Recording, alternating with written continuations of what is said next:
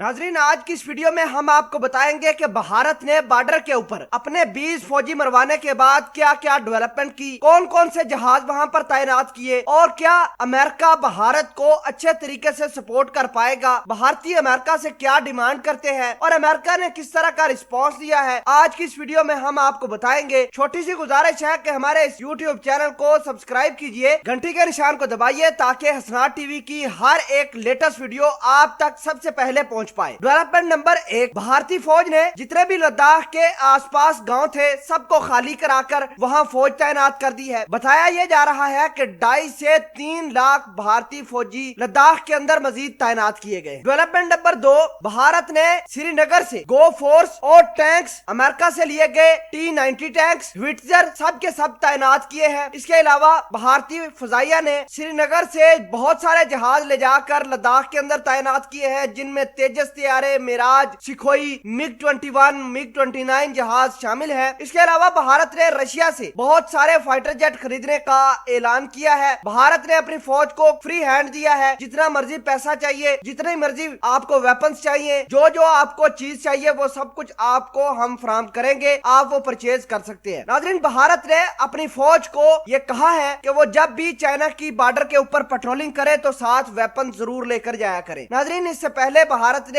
1997 के अंदर एग्रीमेंट किया था कि जो भी फौज हो, चाहे वो चाइना की हो या भारत की, बॉर्डर पर पेट्रोलिंग करते हुए वेपन साथ नहीं लेकर जाएगी। तो नाज़रीन ग्रामी, अब भारत की फौज वेपन साथ लेकर जाएगी। डेवलपमेंट नंबर 4, भारत ने अक्साई चीन जो कि चाइना का हिस्सा है उसको नया नाम दे दिया है। उसका नया नाम अक्साई इंडिया रख दिया है। भारत का ये मानना है कि चाइना भारत के दरमियान हालात तो पहले ही ठीक नहीं, अब अक्साई चीन भी चाइना से लेकर रहेंगे। नाज़रीन ग्रामी, डेवलपमेंट नंबर 5, माइक पोम्पियो ने इस बात की तस्दीक की है कि चाइना का कोई फौजी नहीं मारा गया और भारत के जितने भी फौजी मारे गए हैं अमेरिका उस पर दुख का इजहार करता है। आप खुद सोच सकते हैं कि भारत ने जो भी चाइना के खिलाफ प्रोपेगेंडे बनाए वो किस तरह नाकाम होते जा रहे हैं। भारत का अपना दोस्त इस बात की तस्दीक कर रहा है कि भारत के 20 से ज्यादा फौजी मारे गए हैं, कुछ की मौत दरिया में गिरने की वजह से हुई है। भारत ने उनको पहले ये कहा कि चाइना ने अगवा किए, बहरहाल वो अगवा नहीं बल्कि दरिया के अंदर गिरे थे। आपको ये बता दे कि अमेरिका से अब भारत डिमांड कर रहा है कि आप साउथ चाइना सी से भारत की नेवी के साथ मिलकर चाइना के ऊपर अटैक करेंगे, साउथ चाइना सी से काम शुरू करेंगे। आपको ये बता दें कि साउथ चाइना सी के अंदर चाइना अपने बहुत सारे हथियार लेकर जंगी एक्सरसाइज कर रहा है। अमेरिका के 3 बहरी बेड़े वहां पर मौजूद है। इसके अलावा चाइना अपने उन वेपन्स का इस्तेमाल भी करेगा,